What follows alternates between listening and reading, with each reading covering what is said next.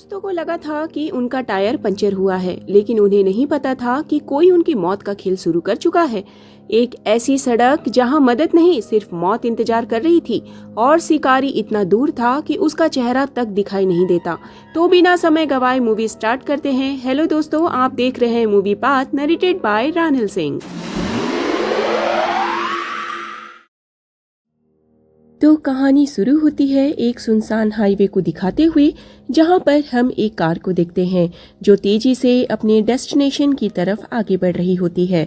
लेकिन तभी उस कार का एक टायर पंचर हो जाता है और वो कार अनकंट्रोल्ड होकर इधर उधर जाने लगती है। किसी तरह से कार का ड्राइवर उस गाड़ी को कंट्रोल करता है और उस गाड़ी में सवार सारे लोग बाहर निकलते हैं। इसी दौरान हमें वहाँ पर 3 लड़के और 3 लड़कियां नजर आती है जो किसी ट्रिप के लिए जा रहे होते हैं, जिनके नाम जोडी, एरिक, कैरन, टोड और उसकी गर्लफ्रेंड सारा है। जो सभी लोग जोडी की बहन की शादी में एक सरप्राइज देने के लिए वहाँ पर जा रहे होते हैं। अब वो लोग उस कार में रखा हुआ स्टेपनी बाहर निकालते हैं और उसको चेंज करने लगते हैं। यहाँ पर उन लोगों को पता चलता है कि सुनसान हाईवे पर उनके अलावा कोई और कार यहाँ से नहीं निकली है और न ही यहाँ पर किसी तरह का नेटवर्क है। अब सारे लोग मिलकर उस कार को ठीक करने लगते हैं। इसके बाद हम जेफ को देखते हैं जो टायर चेंज कर रहा होता है और सारे लोग धूप के कारण कार की दूसरी तरफ बैठकर आराम कर रहे होते हैं। एरिक हल्का होने के लिए थोड़ी दूर जाता है। जब जेफ कार की स्टेफनी चेंज कर रहा होता है तब उस टायर से एक बुलेट मिलती है, जिसे उसे लगता है कि शायद किसी ने जानबूझकर उसकी कार को पंचर किया है। हालांकि वो इस बात को ज्यादा सीरियस नहीं लेता, क्योंकि वो तो एक घने और सुनसान जंगलों में थे। तभी टोड देखता है कि पास ही रखा हुआ स्टेफनी टायर वहाँ से लुढ़क कर हाईवे पर आगे जा रहा है, तो वो टायर को लेने के लिए उसके पीछे भागता है। इसके बाद सारा जब जैक को देखने के लिए कार की दूसरी तरफ आती है तो वो बिल्कुल हैरान हो जाती है, क्योंकि जैक को किसी ने गोली मार दी थी और उसका सर पूरी तरह से बर्बाद हो चुका था। इससे पहले कि वो सारे लोगों को अपना रिएक्शन बताती, उसे भी एक गोली जाकर लगती है जो सीधे उसकी आंख में आकर लगती है। इसके बाद एक और गोली उसकी दूसरी आंख पे भी आकर लगती है। ये सब उसके सारे दोस्त देख रहे होते हैं जो अभी जिंदा थे। इसके बाद कैरन जोडी और टोड को पीछे आने को कहती है, क्योंकि वो समझ जाती है कि कोई उन पर छिपकर निशाना लगा रहा है। वो लोग डर कर कार के पीछे भागते हैं। इससे पहले कि टोड कार के पीछे छुप पाता, उसे भी एक गोली जाकर कंधे पे लगती है, जिसे वो घायल हो जाता है। इधर एरिक भी अब सभी लोगों के पास आने के लिए आगे बढ़ता है, लेकिन वो भी गोलियों की आवाज सुनकर वहीं पर पड़े एक पेड़ के पीछे छुप जाता है। लेकिन दूर बैठा वो शूटर एरिक के ऊपर भी फायरिंग करता है। हालांकि वो पेड़ के पीछे होता है, इस कारण उसे गोलियां नहीं लगती और वो शूटर उसके दोस्त जो कि कार के पीछे छुपे हुए थे उन पर भी गोलियां चलाता है। लेकिन तीनों लोग सुरक्षित थे। अब सारे लोग समझ चुके थे कि वो एक बहुत ही बड़ी मुसीबत में फंस चुके हैं और उनके पास मोबाइल तो है, लेकिन उसमें नेटवर्क बिल्कुल भी नहीं है। उन्हें समझ में नहीं आता कि आखिर वो लोग यहाँ से कैसे निकलेंगे।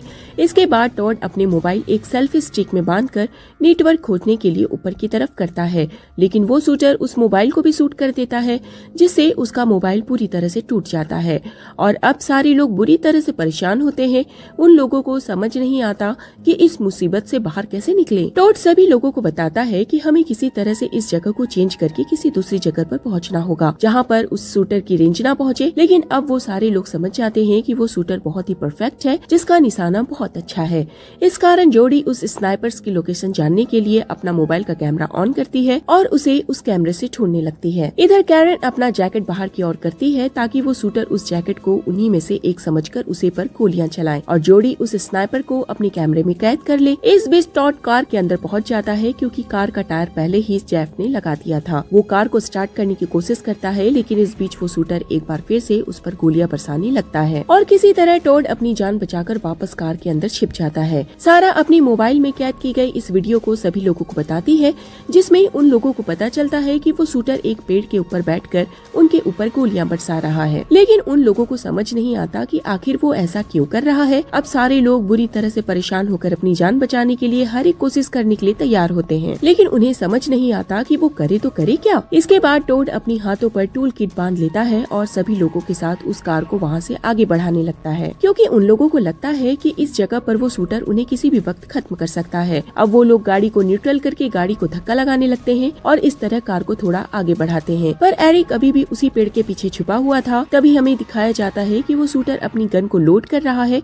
इसी का फायदा उठाकर एरिक उस पेड़ के पीछे से भागकर अपने दोस्तों के पास पहुंचने की कोशिश करता है, लेकिन लेकिन वो शूटर इतना परफेक्ट था कि वो अपनी गन को फिर से लोड कर चुका था। वो भाग रहे एरिक के ऊपर गोलियां चलाने लगता है, जिससे एक गोली उसके पैर में लगती है, लेकिन वो अभी भी हिम्मत नहीं हारता और वहाँ से अपने दोस्तों की तरफ आगे बढ़ता है। लेकिन वो शूटर दूसरी गोली उसके पैर पर मारता है, जिससे वो वहीं पर बेहोश होकर गिर जाता है। अब इसी तरह से वहाँ पर उसका काफी टाइम बीत जाता है और भूख और प्यास के मारे सभी लोग बहुत ज्यादा परेशान होते हैं। कैरन को उस कार के अंदर एक पानी की बोतल नजर आती है, जिसे वो हथौड़ी की मदद से बाहर निकालती है और एक एक करके सारे लोग उस बोतल से थोड़ा थोड़ा पानी पीते हैं। अब वो लोग उस बोतल को एरिक के पास फेंकते हैं, जो कि अब होश में आ चुका था। वो जब उस बोतल में से पानी पीने लगता है तो वो शूटर उसके हाथ पर गोली मारता है, जिससे एरिक की हालत और ज्यादा बिगड़ जाती है और वो दर्द के मारे तड़पने लगता है। इसके बाद हमें दिखाया जाता है कि टोड पूरी तरह से टूट चुका है, इस कारण वो उस कार के पीछे से बाहर आता है और स्नाइपर की रेंज में आ जाता है, लेकिन वो शूटर उसे शूट नहीं करता। अब वो सारा की डेड बॉडी के पास जाकर उसके हाथ को अपने हाथ में रखकर किस करता है और उसकी बॉडी के पास ही बैठ जाता है। इधर देखते हैं कि इस जंगल में से एक भेड़िया उनकी ओर आगे बढ़ रहा है और उसे लगता है कि शायद वो भेड़िया उसे खत्म कर देगा, लेकिन इससे पहले कि भेड़िया उसे खत्म कर पाता, एरिक की वहीं पर मौत हो जाती है। ये सब देखकर टॉड पूरी तरह से टूट जाता है और उसे उस शूटर पर बहुत ज्यादा गुस्सा आता है। तभी वो देखता है कि उसकी हाईवे पर एक कार उनकी तरफ आगे बढ़ रही है। वो उस कार को आगे ना जाने के लिए कहता है, लेकिन वो स्नाइपर टॉड के ऊपर गन से फायर करने लगता है और उसे उस हाईवे से हटाने लगता है। वो कार अब तेजी से उनकी तरफ आगे बढ़ रही होती है और इसी बीच वो शूटर टॉड के सीने पर भी एक गोली मार देता है, जिससे वो अपनी गर्लफ्रेंड सारा के पास ही गिर जाता है और उसकी वहीं पर मौत हो जाती है। इधर अब वो गाड़ी तेजी से वहाँ तक पहुँच जाती है। कार के अंदर हम एक फैमिली को देख पाते हैं, जिनमें एक पिता, एक माँ और एक उनकी बेटी होती है। लेडी उस कार को ड्राइव कर रही थी और पति सो रहा होता है। हाईवे के ऊपर पड़ी लाशों को देखकर लेडी अपने हस्बैंड को जगाने की कोशिश करती है, लेकिन इससे पहले ही वो शूटर वाइफ के ऊपर गन से शूट कर देता है, जिससे वो कार अनकंट्रोल होकर इस हाईवे पर पलट जाती है और कार में बैठे तीनों लोग बुरी तरह से घायल हो जाते हैं। अब वो लेडी किसी तरह से उस कार से बाहर निकलती है, जो कि बहुत ही बुरी तरह से घायल थी। अब वो अपने पति और अपनी बेटी को ढूंढने लगती है। इसी दौरान कैरन और जोडी उसे कार के पीछे जाकर छुपने के लिए कहते हैं, ताकि वो शूटर उसे देख न सके, लेकिन वो लेडी कुछ भी समझ नहीं पाती। इसी बीच वो शूटर उस लेडी को भी खत्म कर देता है। इसके बाद हम उसके हस्बैंड को देखते हैं, जो कि कार से निकल जाता है और जोडी उसे समझाती है कि वो कार के पीछे ही छिपा रहे। वो उन दोनों की बात को समझ जाता है और कार के पीछे ही छिप जाता है। वो दोनों उसे पुलिस को कॉल लगाने को कहते हैं, ताकि उन लोगों को बचाया जा सके। वो आदमी भी ऐसा ही करता है और वो पुलिस को कॉल लगाने लगता है, लेकिन इसी बीच वो शूटर उसकी कार के डीजल टैंक पर गोलियां बरसाने लगता है, जिससे वो कार ब्लास्ट हो जाती है और वो आदमी भी इस ब्लास्ट में जलकर मर जाता है। इसके बाद हमें उसकी बच्ची को दिखाया जाता है, जो कि बहुत ही बुरी हालत में हाईवे के किनारे पर पड़ी हुई थी। अब उसे होश आ जाता है, लेकिन हम देखते हैं कि वो शूटर उस छोटी सी बच्ची को भी अपनी गोलियों से भून देता है और इस तरह से वो लड़की भी मारी जाती है। इसके बाद हम जोडी और कैरन को देखते हैं, जो पूरी तरह से टूट चुके हैं और उन लोगों को भी लगता है कि शायद वो शूटर उन दोनों को भी यहीं पर खत्म कर देगा। लेकिन कैरन अभी हार नहीं मानते। वो बताते हैं कि हमें रात होने का इंतजार करना चाहिए, ताकि हम किसी तरह से उस स्नाइपर से बचकर यहाँ से भाग सके। अब कैरन एक प्लान बनाती है। अब रात हो जाती है। कैरन और जोडी उस प्लान को एग्जीक्यूट करने के लिए पूरी तरह से रेडी थे। कैरन कार के टायर को निकालकर उसमें से ट्यूब को बाहर निकालती है और कार के अंदर ही इस ट्यूब को जलाकर रख देती है, ताकि चारों तरफ धुआं ही धुआं हो और वो भाग सके। वो शूटर, जो कि अभी भी पेड़ पर बैठकर उन लोगों का रास्ता देख रहा था, उसे भी कुछ भी समझ नहीं आता, क्योंकि चारों तरफ धुआं फैल रहा था। अब जोडी और कैरन दोनों इस बात का फायदा उठाकर वहाँ से भागने की कोशिश करने लगते हैं। तभी उन लोगों को एक पुलिस ट्रक नजर आती है, जो कि उनकी तरफ आगे बढ़ रही थी। उसी ट्रक के अंदर 2 ऑफिसर्स और 2 स्नाइपर भी मौजूद थे, लेकिन उन लोगों को भी नहीं पता था कि आखिर वो शूटर कहाँ पर है। इस बात से हमें पता चलता है कि उस ब्लास्ट में मारे गए आदमी ने पुलिस वालों को सारी बातें मरने से पहले ही बता दी थी, इस कारण वो वहाँ पर पहुँच सके। ट्रक में बैठा हुआ एक ऑफिसर बैकअप के लिए अपनी टीम को कॉल करता है, लेकिन इस दौरान वो शूटर उस ऑफिसर को भी शूट कर देता है, जिससे वो पुलिस ट्रक अनकंट्रोल्ड हो जाता है और वो आगे बढ़ रहा होता है। इस दौरान ट्रक में बैठे हुए 2 स्नाइपर में से एक स्नाइपर नीचे गिर जाता है, जिसे पेड़ पर बैठा हुआ वो स्नाइपर खत्म कर देता है। ये सब देखकर कैरन जोडी से कहती है कि हमें यहाँ से किसी तरह भागकर जंगलों की तरफ जाना होगा, ताकि हम अपनी जान बचा पाएं। लेकिन जोडी अभी भी बहुत ज्यादा डरी हुई थी। उसे लगता है कि वो शूटर उसे भी खत्म कर देगा, इसी कारण वो वहाँ से नहीं जाना चाहती। कैरन अब अकेले ही जंगलों की तरफ भागने लगती है और कुछ ही दूरी पर पहुँचने पर वो शूटर उसे भी शूट कर देता है, जिससे अब कैरन भी मारी जाती है। इसके बाद वो पुलिस वाला ट्रक भी जोडी के बहुत करीब आ चुका था। जोडी भागकर उस पुलिस ट्रक के पास पास पहुंच जाती है जहां पर 2 पुलिस वाले मौजूद थे। जोड़ी उन लोगों को बताती है कि यहाँ पर एक स्नाइपर है जो कि पेड़ पर बैठकर लोगों को अपना निशाना बना रहा है और उसने अब तक कई लोगों को खत्म कर दिया है।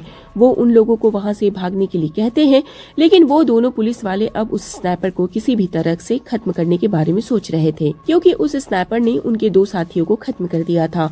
अब वो दोनों अंधाधुंध फायरिंग करने लगते हैं, लेकिन एक भी गोली उस शूटर को नहीं लगती, क्योंकि पुलिस वालों को स्नाइपर की एक्चुअल लोकेशन पता नहीं थी। अब वो शूटर उन दोनों पुलिस वालों को भी एक एक करके खत्म कर देता है।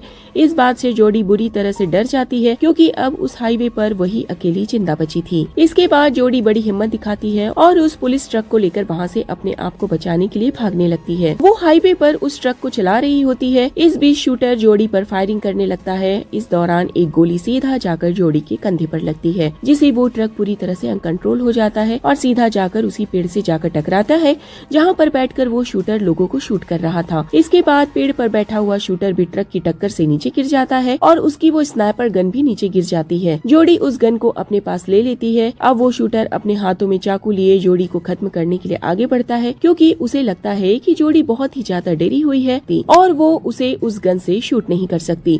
लेकिन ऐसा नहीं था। जोड़ी उसी गन से 3-4 गोलियां शूटर के ऊपर शूट करती है, जिससे वो वहीं जमीन पर गिर जाता है और जोड़ी बहुत ही ज्यादा गुस्से में होती है।